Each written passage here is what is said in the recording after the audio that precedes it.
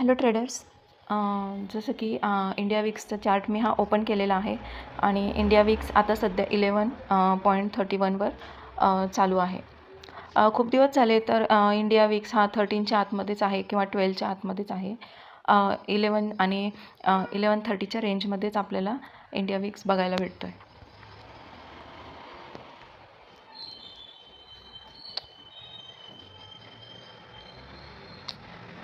बघितलं का traders, August फुल महिना हा ऑगस्ट मंथमध्ये हा 13च्या आतमध्येच होता.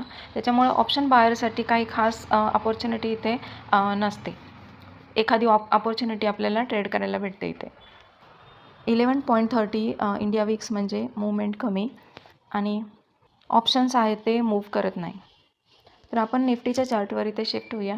निफ्टी 50चा चार्ट डेली टाईम फ्रेमवर. तर आपल्याला इथे बघायला भेटते की यस्टरडेची ही रेड कॅन्डल, ही त्याच्या आधीची कॅन्डल आणि ही यस्टरडेची रेड कॅन्डल. तर ही कॅन्डल या त्याच्या आधीच्या कॅन्डलच्या खाली इथे क्लोज झालेली आहे. म्हणजे हा बिअरिश मार्केट बिअरिश शो करते आहे. डेली टाईम फ्रेमवर मार्केट बिअरिश आपल्याला शो करते. तर आपण इथे 1 आवरमध्ये कन्वर्ट होऊया. इथे सुद्धा आपल्याला बिअरिश मूवमेंट दिसते. इथे एक रेंजमध्ये मार्केट 1 आवरमध्ये एका रेंजमध्ये मार्केट इथे ट्रेड करत आहे. तर ही जी रेंज आहे इथे मार्केटने बनवलेली आहे.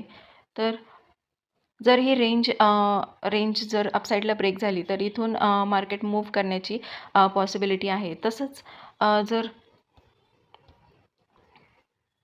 वन डे टाईम फ्रेमवर जर आपण बघितलं इथं, तर इथे एक गॅप होती जी या मार्केटने यस्टरडे फिल केलेली आहे. 24,020 इथे लो लावलेला आहे आणि इथे जो गॅप आहे तो इथं 24,040पर्यंत फिल झालेला आहे.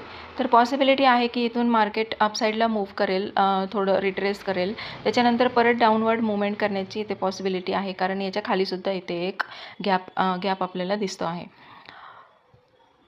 23,825पर्यंत हा गॅप आहे. तर इथपर्यंत परत एकदा मार्केट जाण्याची फुल पॉसिबिलिटी आहे.